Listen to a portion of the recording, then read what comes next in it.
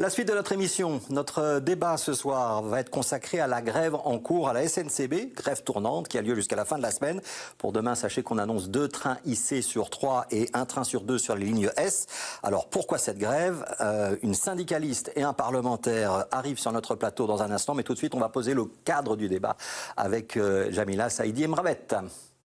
Ils étaient 1 millier à l'Albertine hier, cheminots et syndicats unis pour dire non aux réformes du rail. Au cœur de la colère, la fin du recrutement statutaire et la réforme des pensions, 2 mesures jugées inacceptables par les cheminots. Le gouvernement Arizona, via le ministre de la Mobilité Jean-Luc Cruc, souhaite réformer les chemins de fer pour préparer la SNCB à la libéralisation du transport ferroviaire de voyageurs en 2032. Concrètement, il n'y aurait plus de recrutement sous statut de fonctionnaire d'ici 2028, remplacé par des contrats indéterminés classiques. Autre point de rupture, les pensions. L'âge de départ du personnel serait progressivement relevé à 67 ans, alors qu'il est aujourd'hui possible de partir à 60 ans, voire 55 dans certains cas. Le mode de calcul changerait également avec, à la clé, selon les syndicats, des pertes de plusieurs centaines d'euros par mois. Cette réforme intervient dans un contexte déjà tendu, manque de moyens, matériel vieillissant ou encore infrastructures plus souvent en panne. Les syndicats estiment que 15% des trains sont supprimés faute de personnel, tandis que la pression pour assurer la ponctualité augmente. Depuis janvier 2025, le conflit s'intensifie. Plus de 30 journées d'action et la grève tournante qui est en cours durera jusqu'à la fin de la semaine. Les explications de Jamila Saïdi Emrabet qui nous a rejoint en studio. Bonsoir Jamila. Bonsoir Marianne Lerouge. Bonsoir. Vous êtes responsable du secteur rail pour la CSC Transcom, donc syndicat chrétien. Et bonsoir à vous Ismaël Nuno. Vous êtes député fédéral pour les engagés, donc parti membre de la majorité Arizona au fédéral. Grève jusqu'à la fin de la semaine, Marianne Lerouge. Est-ce que vous pensez encore avoir une chance de faire reculer le gouvernement fédéral ou c'est une sorte de baroud d'honneur ?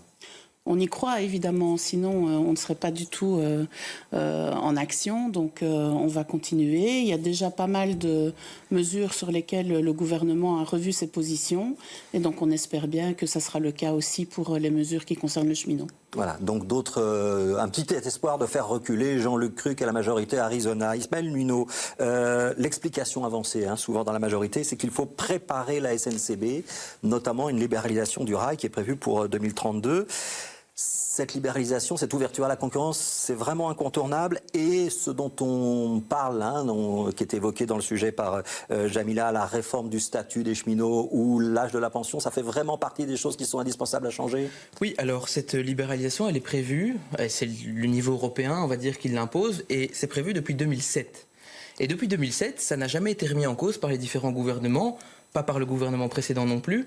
Et donc, nous, notre enjeu aujourd'hui, c'est quoi? C'est qu'effectivement, elle est prévue en 2032. On pourrait se dire, c'est après 2029, on ne va pas se rendre impopulaire maintenant, on attendra. Je pense que la responsabilité, elle appelle à faire en sorte que les dirigeants qui sont en place aujourd'hui fassent en sorte que la SNCB, qui est une entreprise publique, soit en capacité en 2032 de faire face aux nouveaux acteurs qui seront arrivés, parce que c'est ça la libéralisation, c'est d'avoir des concurrents qui peuvent potentiellement candidater pour avoir accès à certaines lignes ou non. Et donc pour pouvoir être en capacité de faire face à cette concurrence, on doit amener un petit peu plus aussi de compétitivité à la SNCB et donc d'un côté, pouvoir travailler sur la question des statuts et donc faire en sorte qu'il y ait plus de contractuels. C'est une vraie demande pour être en capacité de faire évoluer ce gros paquebot qu'est la SNCB. Marianne Lerouge, vous êtes d'accord, la libéralisation, la concurrence, ils sont inévitables ou on peut encore... Non, donc non. On n'a pas la même lecture des directives européennes. Déjà, le gouvernement précédent, contrairement à ce qui vient d'être dit, a décidé d'octroyer à la SNCB seule l'ensemble du marché ferroviaire et donc pourra encore le faire le gouvernement, quel qu'il soit, ça à l'avenir. Pas à nous, la libéralisation et la concurrence. Ce n'est pas une imposition et d'ailleurs M. Cornu, je ne sais pas si vous avez entendu, a dit dans les médias, donc c'est un ancien CIO de la SNCB, a expliqué en quoi c'était une ineptie totale de vouloir libéraliser justement le chemin de fer. Ça ne fonctionne pas bien, on l'a déjà vu dans d'autres pays, l'Angleterre revient en arrière et donc ce n'est pas du tout de ça dont les voyageurs ont besoin aujourd'hui. Ce n'est pas ce qu'ils demandent au ministre et c'est dommage que le ministre n'entend pas ni les usagers ni les cheminots. Et est-ce que la SNCB peut être justement concurrentielle avec des opérateurs qui risquent de casser les prix pour essayer de s'implanter chez nous ? Mais donc l'enjeu, c'est que ces opérateurs, ils devront aussi avoir un enjeu de rendement et de rentabilité. Et donc, il y a quand même un principe global en droit économique, c'est qu'on ne peut pas faire de vente à perte. Et donc, à un moment, ces opérateurs devront avoir un modèle économique pour faire vivre ces lignes. Et donc, nous, la volonté qu'on a, c'est que la SNCB soit en capacité de faire face en ayant un modèle économique qui soit plus moderne aussi. Et donc ici, l'enjeu, c'est de réussir justement d'ici à 2032, et donc de le faire progressivement, d'essayer d'emmener le plus possible la SNCB vers cette réforme. Si je peux me permettre de réagir quand même sur un élément qui a été dit, dire que le ministre ne veut pas entendre ce que demandent les gens, pour moi, ça c'est un petit peu malhonnête parce que depuis qu'il est devenu ministre, il a mis en place de la concertation sociale de manière intense. Ouais, c'est Jean-Luc Cruc, dont on est en train de parler. Jean-Luc Cruc a vraiment insisté sur la concertation sociale. Il y a cet objectif qui est celui d'être prêt en cas de libéralisation en 2032. Et en fait, il a signé un premier accord avec les patrons des syndicats qui ont signé cet accord et qui n'ont pas réussi à le faire voter par leur base syndicale. Il a re-signé un deuxième accord avec les patrons des syndicats. Un accord, ça veut dire que lui faisait des pas en avant et les syndicats faisaient des pas en avant.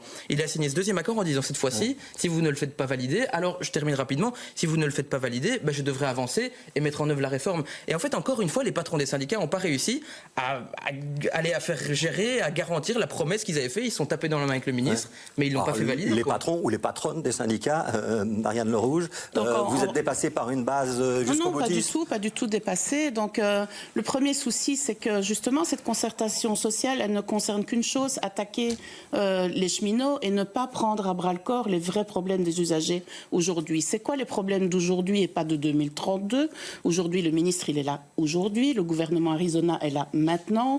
Et donc les problèmes à résoudre aujourd'hui, c'est 4070 trains qui sont supprimés tous les mois. Moi, je suis là depuis, j'étais accompagnatrice pendant 14 ans et puis syndicaliste. Je n'ai jamais vu, depuis 30 ans que je suis là maintenant, autant de trains supprimés. Ça n'existait pas. Le deuxième souci, c'est que ce qu'on a maintenant, c'est des trains qui ne s'arrêtent même plus.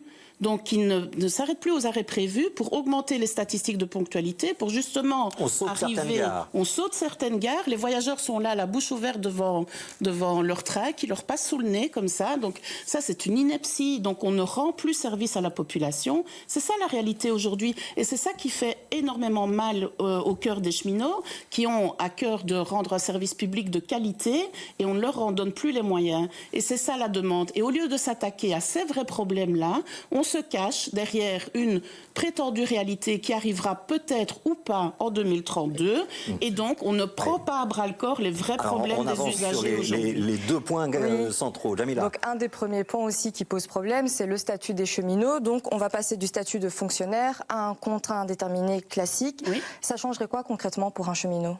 Alors, en soi, pour un cheminot, un CDI, un statut à vie, il y a des différences, mais c'est pas tellement à la question du statut qui sont attachés, parce que le statut, depuis 1926, il a énormément évolué. Moi-même, je suis tous les mois en réunion, et donc la réglementation, elle change tout le temps. On travaille aux mêmes conditions que le secteur privé. Au niveau des salaires, il y a beaucoup de choses qui évoluent tout le temps. Donc, il y a une flexibilité et une productivité que personne ne nie au niveau des cheminots, qu'ils soient aujourd'hui statutaires ou contractuels.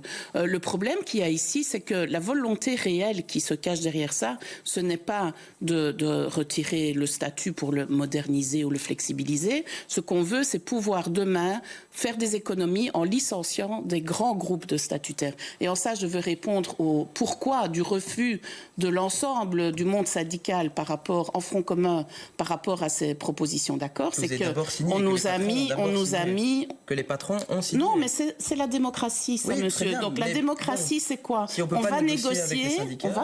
On a été négocié. On va négocier, et puis on a un texte qu'on doit évidemment faire valider par les premiers concernés. Les syndicats parlent aussi de violation du pacte social. Hein, tous les syndicats font ça, oui. Ouais. Allez, que ce soit dans une assemblée sidérurgie, maintenant aujourd'hui dans les techs, il y a un accord, on va le présenter aux gens, ils acceptent ou ils refusent. Ismaël Luneau, sur le statut, pourquoi est-ce que c'est important de le changer ou de le remplacer par des contrats classiques? Mais donc pour le statut, ce qui est important de dire, c'est qu'on ne fait pas ça pour les cheminots. En fait, il y a un mouvement global dans la fonction publique qui vise à mettre fin au statut. Parce qu'en fait, on observe, pas que dans le rail donc, mais dans tous les milieux de la fonction publique, qu'en fait, le statut aujourd'hui, et vous l'avez dit vous-même, il commence aussi à être dépassé parce que vous avez souvent le même travail. Il modifie, il change tout le temps. Je vais terminer, mais donc vous avez les mêmes jobs que des gens qui sont contractuels, les mêmes conditions souvent de rémunération que des gens qui sont contractuels, mais vous avez souvent plus d'avantages en fin de carrière ou d'avantages qui sont autour de la carrière. Et donc la difficulté ici, c'est quoi? C'est qu'on a par exemple dans des communes des gens qui sont statutaires et des gens qui sont contractuels assis l'un à côté de l'autre, qui font la même chose mais qui n'ont pas le même régime de travail. Et donc en ça, on pense qu'on doit pouvoir évoluer là-dessus et donc essayer d'harmoniser tout ça. On est bien d'accord. Il y a un deuxième élément sur lequel on pourra revenir si vous le souhaitez, qui est celui des pensions. Parce on va y revenir. Alors j'attends. Donc cette harmonisation, justement, on est d'accord là-dessus, c'est ce qu'on veut, nous, une harmonisation vers le haut. Or, qu'est-ce qu'on nous a proposé ici dans ces fameux accords qu'on a refusés? C'est que le gouvernement nous a mis devant le choix la peste ou le choléra. Soit de vous accepter qu'on puisse, parce que ça c'est la grande différence entre un statutaire et un contractuel, c'est la facilité de pouvoir licencier beaucoup plus facilement un agent contractuel et ainsi de faire des grosses économies en personnel. Oui. Parce que c'est ça la concurrence. Réponse sur ce point-là, Ismaël Lino, et puis après on parle des pensions. Attendez. Et donc ici, dans l'accord, qu'est-ce qu'il était indiqué? Vous aurez le choix, soit de vous accepter le recrutement contractuel pour tout le monde, soit de vous accepter qu'on puisse licencier, ce qui n'existe nulle part en Europe. Nulle part, vous allez accepter qu'on puisse licencier pour raisons économiques des fonctionnaires. Et ça n'existe nulle part. Et donc, on ne pouvait pas accepter ce genre de choses. On ne peut pas accepter que demain, alors qu'on est déjà en sous-effectif pour rendre un service de qualité, qu'on accepterait que demain, n'importe quel directeur puisse licencier des milliers de travailleurs, peu importe qu'ils soient contractuels ou statutaires. On ne pouvait pas laisser passer ça. Je pense que dire ça, alors que l'immense majorité des gens travaillent aujourd'hui avec des contrats de travail normaux, des CDI. Enfin, je veux dire, moi, tous mes amis qui aujourd'hui décrochent des CDI ne se disent pas « Ouh là là, je risque de me faire licencier de manière abusive en permanence ». Il y a des enjeux, mais aujourd'hui, le CDI est quand même particulièrement protecteur en matière de droit du travail. Et je pense, et dans l'accord, ce qu'il y avait aussi, c'est que le ministre s'engageait à continuer à engager 60% de statutaires. Et donc en fait, les syndicats ont préféré dire « Ah non, nous on préfère 0 plutôt que 60% de statutaires ».